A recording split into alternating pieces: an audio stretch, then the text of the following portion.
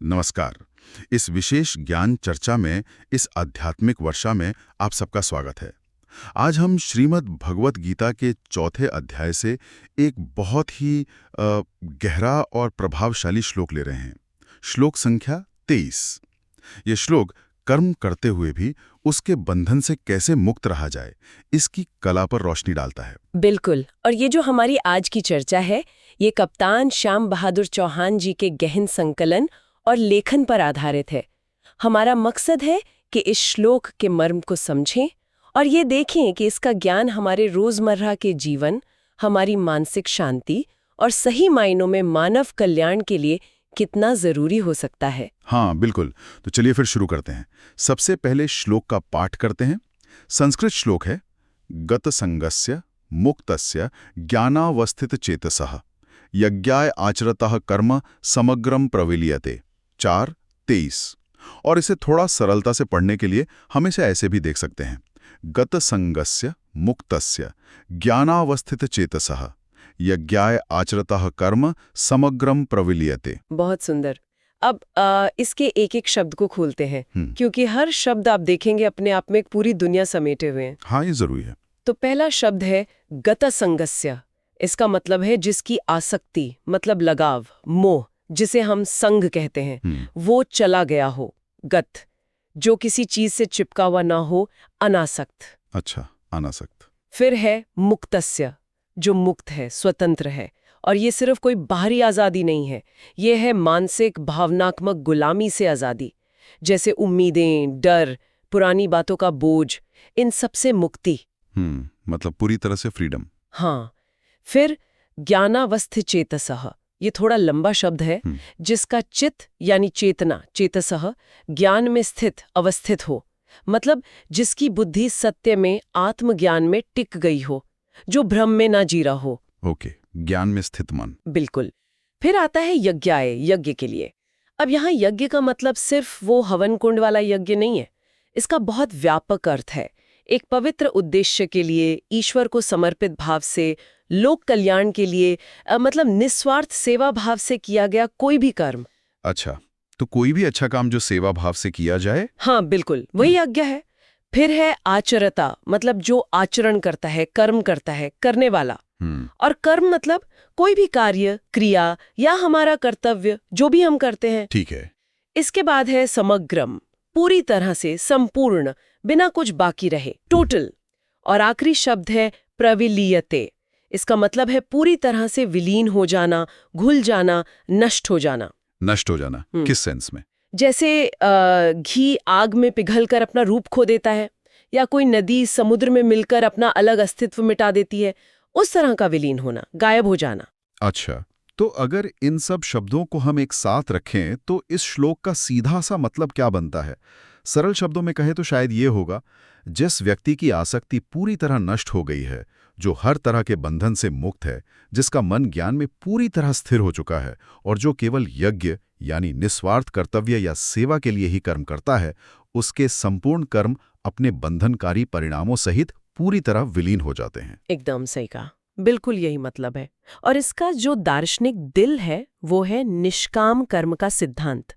देखिए, भगवान कृष्ण यहाँ कर्म करने से मना नहीं कर रहे, वो कर्म छोड़ने को नहीं कह रहे। हाँ, ये बहुत लोग गलत समझ लेते हैं। बिल्कुल, वो बल्कि कर्म करने का एक नया तरीका, एक नया नजरिया बता रहे हैं कि जब कोई इंसान कर्म के फल की इच्छा से, मतलब मुझे क्या मिलेगा, इस सोच से ऊपर उठ जाए, अहंकार से कि मैं कर रहा हूं, इस भाव से, और उस काम या उसके नतीजे से जुड़े मोह से आजाद होकर अपने काम को एक पवित्र कर्तव्य या सेवा, मतलब यज्ञ समझकर करता है, तो वो कर्म उसे बांधता नहीं।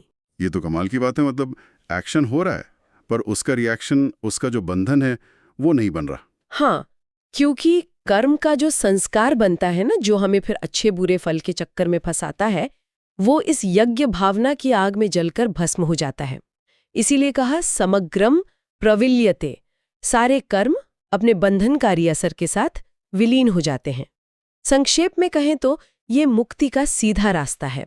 आसक्ति छोड़ो, ज्ञान में जियो और हर कर्म को यज्ञ बना दो। इसे और गहराई से समझने के लिए हमें वो कुरुक्षेत्र वाला सीन याद करना होगा। अर्जुन, इतने बड़े योद्धा, लेकिन अपने ही रिश्तेदारों, अपने गुरुओं के खिलाफ लड़ने का जब कर्तव्य सामने आया तो वो घबरा गए। वो युद्ध छोड़कर भाग जाना चाहते थे, संन्यास लेना चाहते थे। हाँ, वो मोह और कर्तव्य के बीच बुरी तरह फंसे हुए थे। उनके मन में जबरदस्त उथल-पुथल थी। दुख था, डर था, गिल्ट था, भविष्य की चिंता थी। एक तरह से देखें तो वो आज के इंसान की जो उलझने हैं, उन्हीं का प्रतीक थे, जो सही गलत, इच्छा कर्तव्य के बीच फंसा महसूस करता है। बिल्कुल, अर्जुन की यही जो दुविधा थी, यही इस ज्ञान का आधार बनी। कृष्ण ने उन्हें यही समझाया कि कर्म से भागना कोई हल नहीं है। असली चुनौती है कर्म करते हुए भी उससे अछूता रहना, उसके बंधन से मुक्त रहना।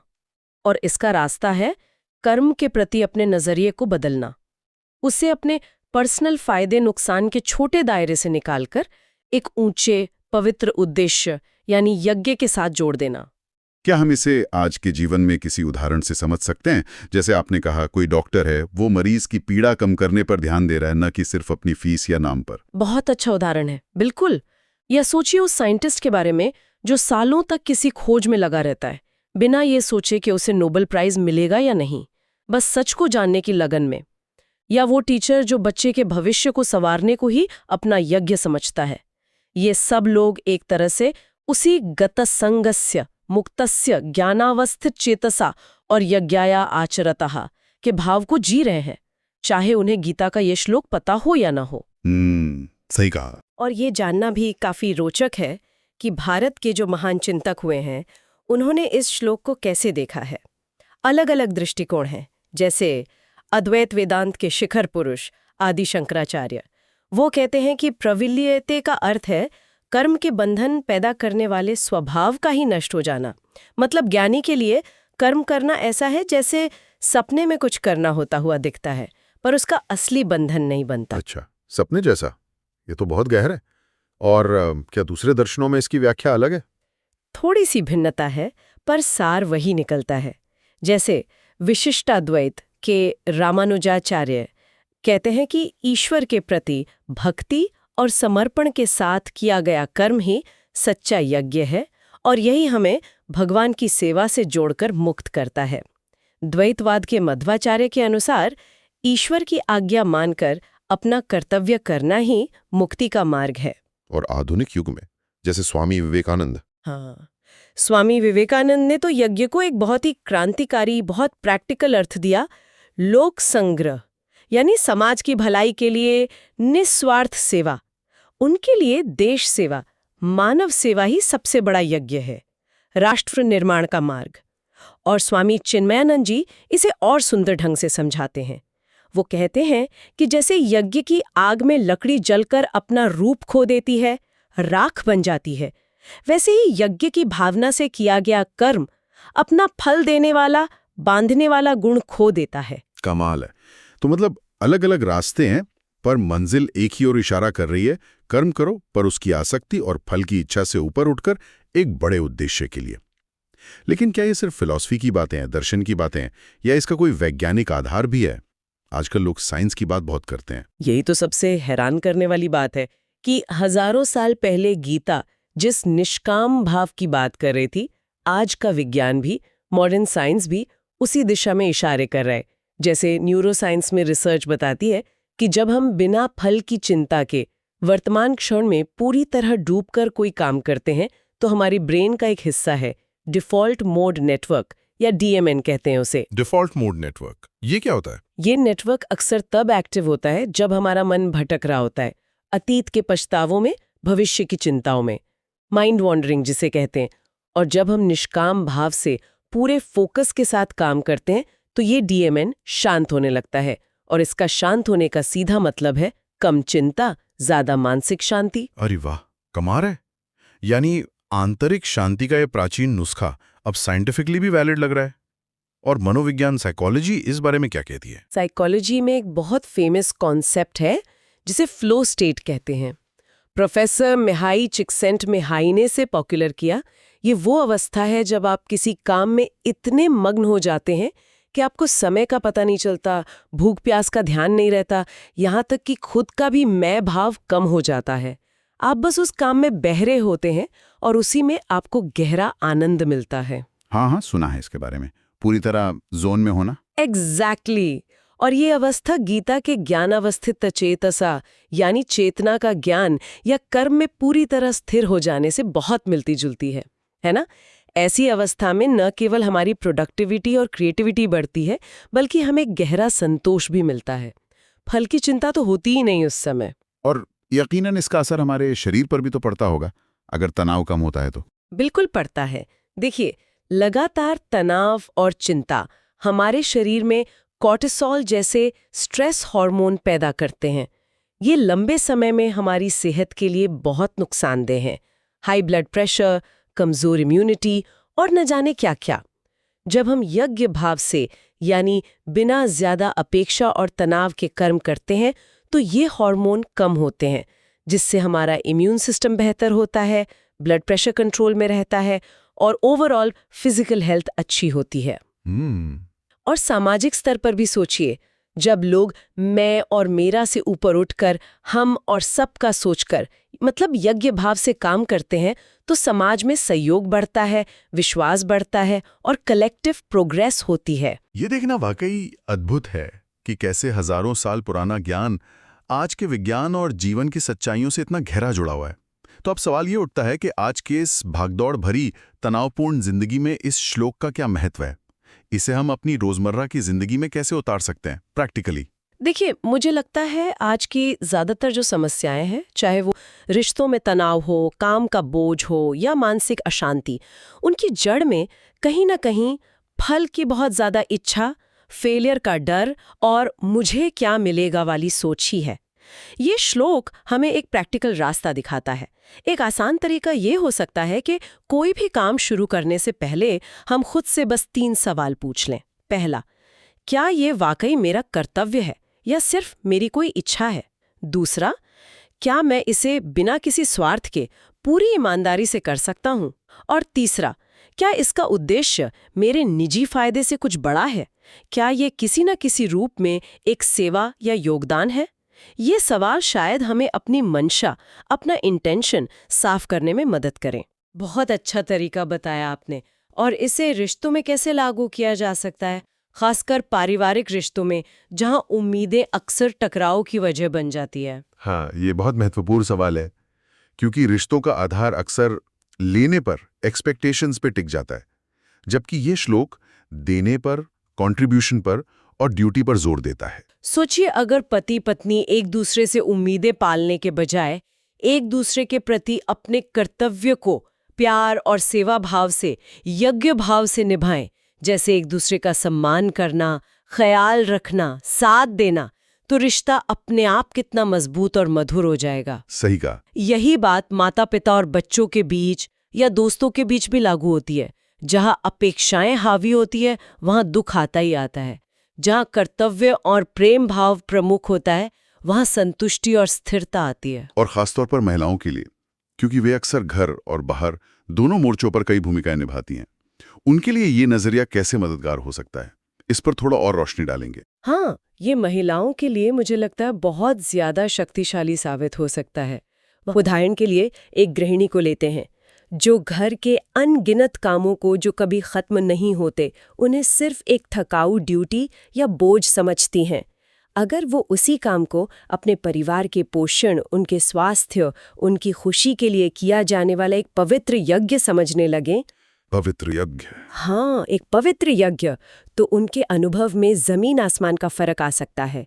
थकान शायद उतनी ही हो, लेकिन मन में कड़वाहट की जगह एक संतुष्टि, एक गौरव का भाव आ सकता है कि मैं अपने परिवार के लिए कितना महत्वपूर्ण काम कर रही हूँ।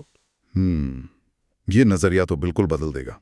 और वो महिलाएं जो नौकरी भी करती हैं और घर भी संभालती हैं, उनके लिए तो ये संतुलन बनाना और भी मुश्किल होता है। बिल्कुल, उनके लिए तो ये यज्ञ भाव एक वरदान की तरह बन सकता है, अगर वे अपनी इस दोहरी भूमिका को एक संघर्ष, एक वर्क लाइफ कॉन्फ्लिक्ट के तौर पर ना देखें, बल्कि इसे अपने व्यक्तित्व को निखारने का, अपनी क्षमताओं को विकसित करने का और समाज तथा परिवार दोनों के लिए योगदान देने का एक बहुआयामी यज्ञ समझें। बहुआयामी यज्ञ, मल्टी डिमेंशनल सैक्रिफाइस। हाँ, तो शायद वो इस चुनौती को ज्यादा सकारात्मकता और कम तनाव के साथ संभाल पाएंगी। ये नजरिया उन्हें उस अपराध बोध या जलन की भावना से भी बचा सकता है जो अक्सर ऐसी स्थितियों में आ जाती है। ये बहुत प्रैक्टिकल बात है। और जहां तक मानवीय संबंधों की बात है, आपने कहा प्रेम में देने पर ध्यान केंद्रित करना, ये कैसे काम करता है? कई बार लगता है कि प्रेम में तो पाना ही चाहते हैं सब। देखिए, प्रेम का सच्चा स्वरूप है वो त्याग और समर्पण में है, अधिकार जताने या कुछ पाने की इच्छा में नहीं। अक्सर रिश्तों में कड़वाहट या भटकाव, जैसे अपने विवाहेतर आकर्षण की बात की, वो तब आता है जब व्यक्ति अपने साथी से किसी विशेष फल की उम्मीद करता है, जैसे लगातार अटेंशन मिले, तारीफ मिले या मेरी हर इच्छा पूरी हो। और जब वो पूरी नहीं होती तो निराशा होती है। लेकिन अगर रिश्ता यज्ञ भाव पर आधारित हो, यानी एक दूसरे के कल्याण के लिए, एक दूसरे की ग्रोथ के लिए निस्वार्थ भाव से अपना सर्वश्रेष्ठ देना, तो वो रिश्ता ज्यादा गहरा, पवित्र और स्थायी होता है। उसमें ये छोटी मोटी अपेक्षाएं उतनी मायने नहीं रखती। गहरा है। इसे अगर कामकाज की दुनिया में यानी प्रोफेशनल लाइफ में देखें तो यहाँ भी ये सिद्धांत उतना ही लागू होता है। अपने काम में उत्कृष्टता पर, एक्सीलेंस पर ध्यान देना, न कि सिर्फ प्रमोशन या बोनस यानी फल पर। अपने काम को पूरी ईमानदारी और नैतिकता के साथ करना, भले ही कोई देख रहा हो या नहीं। ये यज्ञाय आचरतः है।